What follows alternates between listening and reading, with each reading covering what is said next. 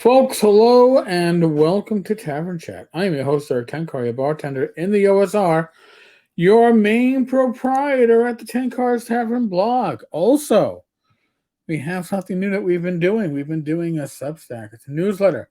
So not just getting updates of what's been happening on this channel, but channels like Glenn Halstrom's podcast, Joe the Lawyer's video channel, Joe Block's video channel.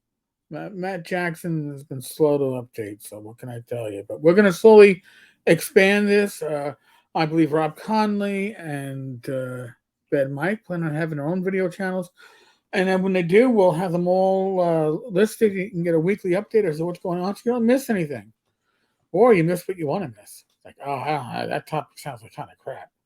So, what is going on in the world today? Well, just as an observation, this is less about gaming, but Rich and I were walking back from our local pub. Yankees today, I don't know if they're going to do well, but the Giants won, the Jets won. New York football is like surreal this year.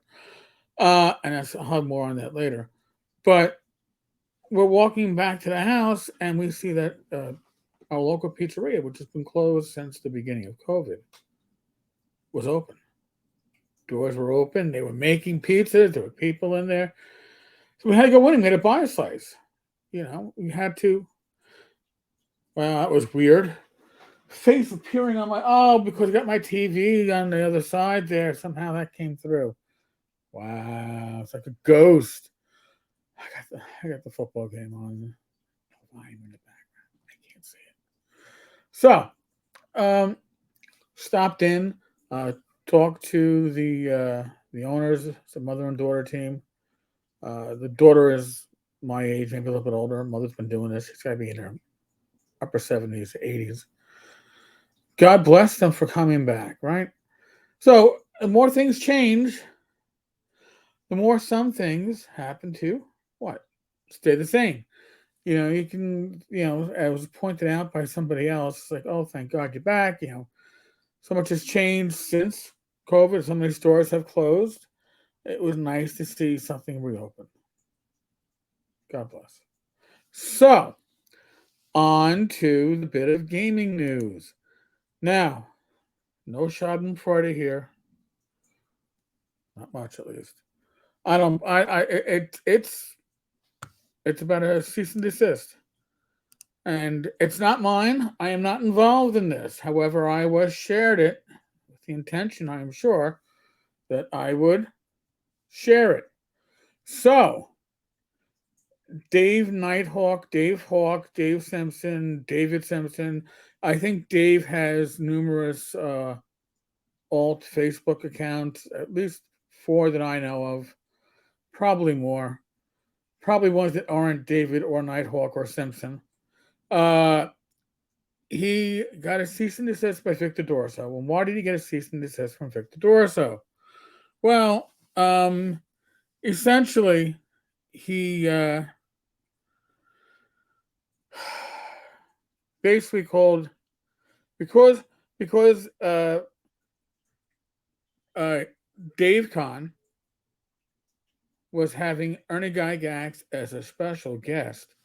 He was calling Dave Kahn / Victor Dorso an N-word that is not the N-word that you might think of if it's in a music video, but it is the N-word that you might think of if you think World War II and the individuals on the side of the losing team.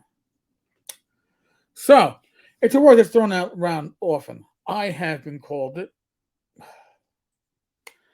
So, that was bad, but apparently, according to C&D, now C&Ds are not necessarily accurate. They are not necessarily the word of God. If they were, I would have given a shit when mine was sent to me. I don't know if Dave's going to give a shit. But Dave has apparently has been contacting vendors of Dave Kahn directly to further his cause. Now, My personal experience with Dave Nighthawk, Dave Simpson, Dave Hawk, David Simpson, whatever. Like I said, he has so many names, I can't recall them all. He takes pride in being banned from the tavern multiple times and in multiple accounts, whatever. Dave was stalking me for a while on social media and calling me an anti-vaxxer, that I was anti-vax, and how dare I be anti-vax. And that was pointed out to him by none other than Michael Battalato, Bad Mike, my co-host on the Wednesday night live streams.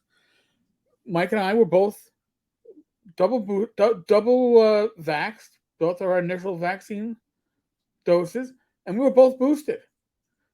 So how could either one of us be considered anti-vax? Well, I was anti-vax because I was not holding the standard high and telling everybody to get vaxxed because the vaccination would stop an infection and stop. No, I would say, listen, I am vaxxed. My wife is vaxxed. I am boosted. My wife is boosted. However, there have been in my own family situations where doctors have said to family members, don't get another shot. You've had heart palpitations because of your first shot. No more. So I was saying, go talk to a medical professional that you trust, that knows your medical history, and be guided by such. That made me an effing anti-vaxxer. So when it was pointed out to him, he later took credit for making me change what I said. And what I say now, because it's quicker and easier to say at the end of a cast, is we are in the midst of an endemic. It's no longer a pandemic. It's not going anywhere. I am not your mother. I am not your father. I'm not going to wipe your nose. I'm not going to wipe your ass. Use your common sense. Know what your risk factors are. Know where you live. And be guided by such. My stance hasn't changed. My wording has. But he took credit for that. So, Nighthawk, Dave, I sincerely hope that you can take credit for what appears to me from my interactions with you online, where you stalk individuals like Wenger. I'm not saying Wenger is an amazingly awesome person, but you stalk him everywhere. Could people call that potentially harassment? Maybe. Tortuous interference with contract, that is an issue.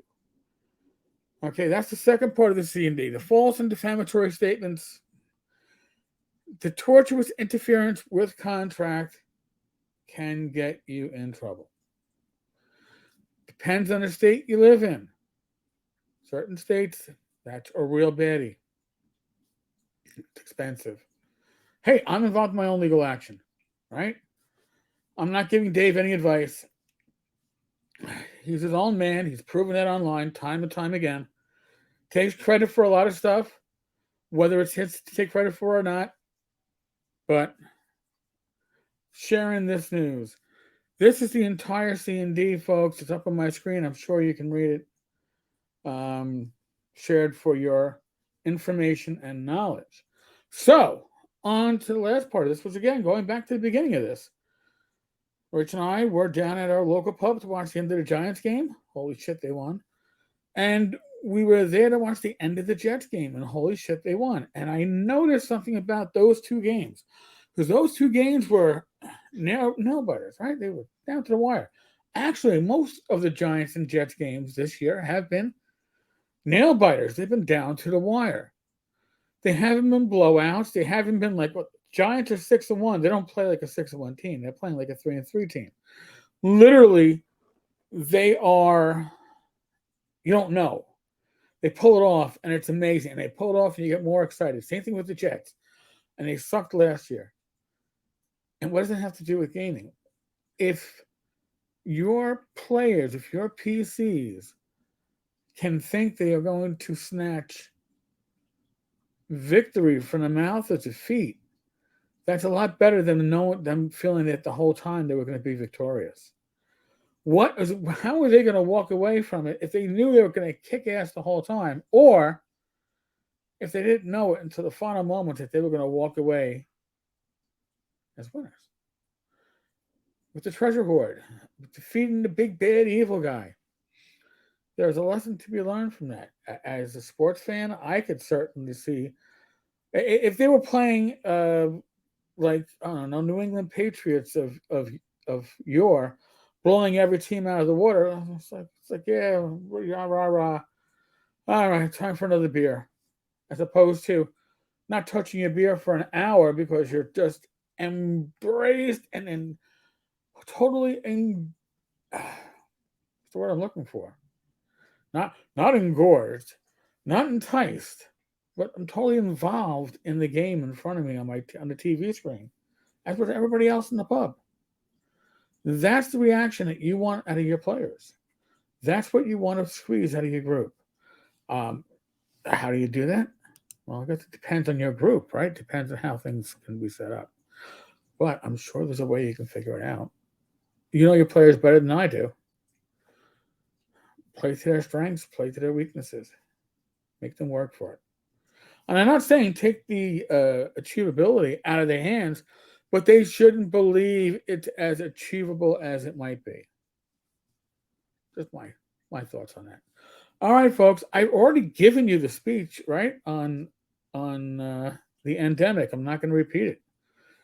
If you missed it, it's earlier. Other than that, be safe, be well. God bless. Roll those dice, roll them well. I will be back again tomorrow with some more random thoughts, news, whatnot. We shall see. All right, folks. On that note, laters.